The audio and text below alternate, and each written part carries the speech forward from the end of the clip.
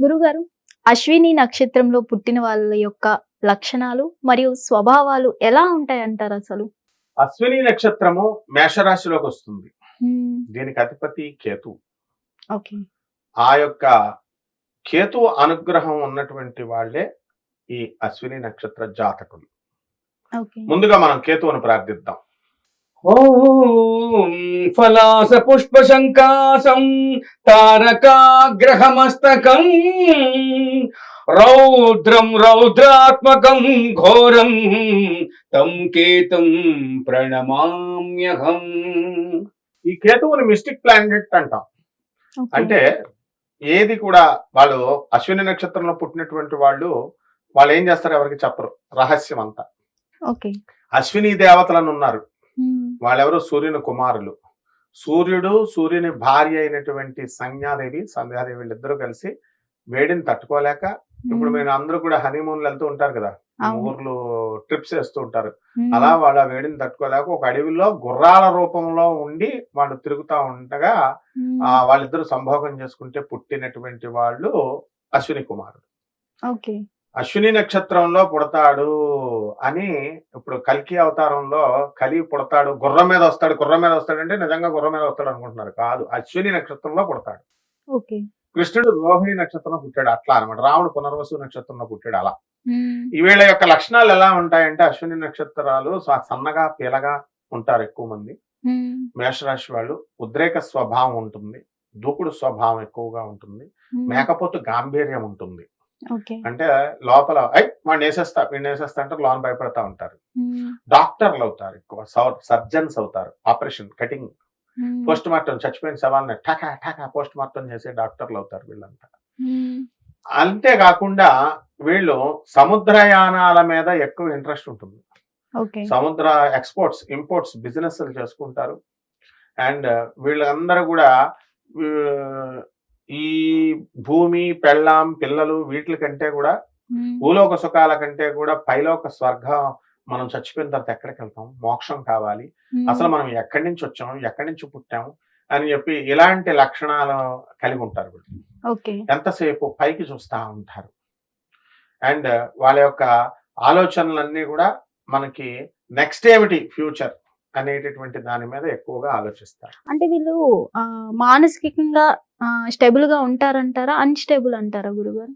మానసికంగా దారుఢ్యమే, okay. Stable గానే ఉంటారు. హ్మ్. అన్నం ఇంతే తింటారు. ఓకే. కోట్ల రూపాయలు ఉన్నా సరే హ్మ్. సన్నంగా, వాళ్ళకి తిండి మీద పెద్దగా ఉండదన్నమాట. So okay. డైటింగ్ బాగా చేస్తారు, జీరో సైజ్ లో ఉంటారు వీళ్ళంతా కూడా. డైటింగ్ ఎలాగో చేసే తినేది తక్కువే కాబట్టి. హ్మ్. అలాగే వీళ్ళ యొక్క ఆలోచనలు రహస్యంగా ఉంటారు వీళ్ళు.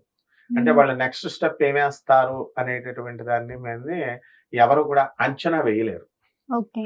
ఇప్పుడు ఎస్ అంటాడు అని హ్మ్. అనుకునే లోపల నో అంటాడు, ఓకే. ఇప్పుడు నో అంటాడు అనుకునే టైంలో ఎస్ అంటాడు.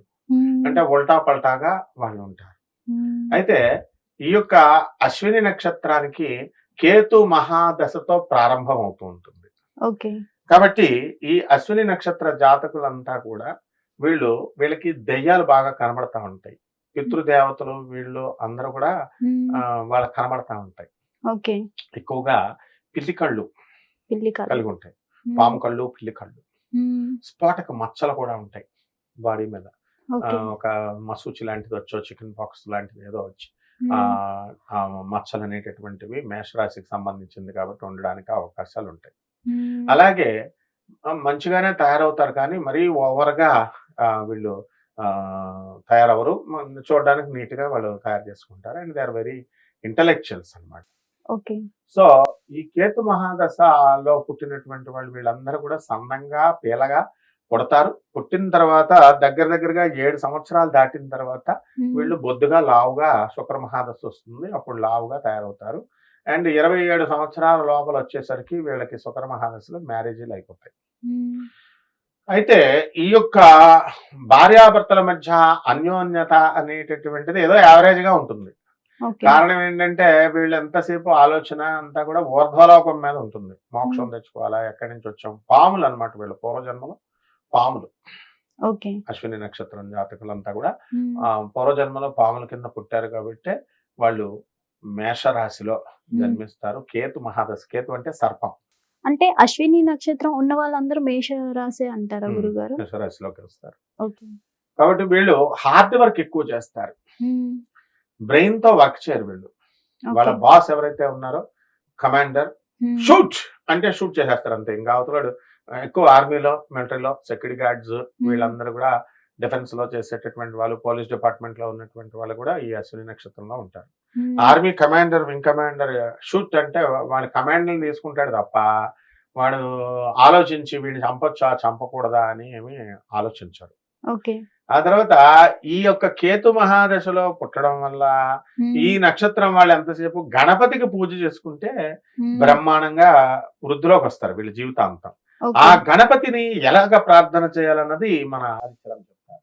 పంపా గణపతి పరమదయానిధి పరమాత్మా శరణం మంగళ గణపతి సుందర సురపతి అంగబలం తరణం జై జై గణపతి విజయ గణపతి పరమాత్మా శరణం ప్రథమ గణాధిపా వందేహం వందేహం గణాధిపా శరణం. ఈ రకంగా ఈ యొక్క అశ్విని నక్షత్రం పుట్టినటువంటి వాళ్ళు జీవితాంతము గణపతికి గరిక గడ్డితో పూజ చేసుకోవడము, లడ్డూలు నివేదన పెట్టడము, కుడుములు నివేదన పెట్టడము, అలాగా ఆ గౌరీనందనుణ్ణి ప్రార్థన చేసుకోవడం ద్వారా ఈ యొక్క అశ్విని నక్షత్ర జాతకులు మంచి ఉచ్చ స్థితిలోకి వెళ్తారు. వ్యాపార రంగాలలో కూడా అన్ని రకాల వ్యాపారాలు, ముఖ్యంగా ఎక్స్పోర్ట్స్ ఇంపోర్ట్స్ బిజినెస్ లో పైకొస్తారు. సముద్రయానము, ఫార్మా రంగాలలో పనిచేస్తారు. సముద్రయాన బిజినెస్ లు, సముద్రం మీద నేపాల్, ఇతర దేశాలకి, చైనాకి అందరూ కూడా మందులు సప్లై చేయడము, డ్రగ్స్ సప్లై చేయడము, ఇలాంటి బిజినెస్ లో రాణిస్తారు. అంటే గురుగారు ఒక్కొక్క నక్షత్రం వాళ్ళు ఒక్కొక్క దేవుణ్ణి పూజించాలంటారా? తప్పకుండా ఒక్కొక్క నక్షత్రం వాళ్ళు ఒక్కొక్కటి పూజించాలి. ఓకే. ఇక్కడ అశ్విని నక్షత్రం వాళ్ళు గణపతిని పూజించాలి. గణపతిని పూజించాలి. సో వీళ్ళు మెంటల్లీ గానీ ఫిజికల్ గా గానీ స్ట్రాంగ్ గా ఉంటారంటారా, వీక్ గా ఉంటారంటారా గురుగారు? స్ట్రాంగ్ గానే ఉంటారు. అయితే కొంచెం డర్పోకులు అంటే భయం ఓకే అనేది ఉంటుంది. ఓకే.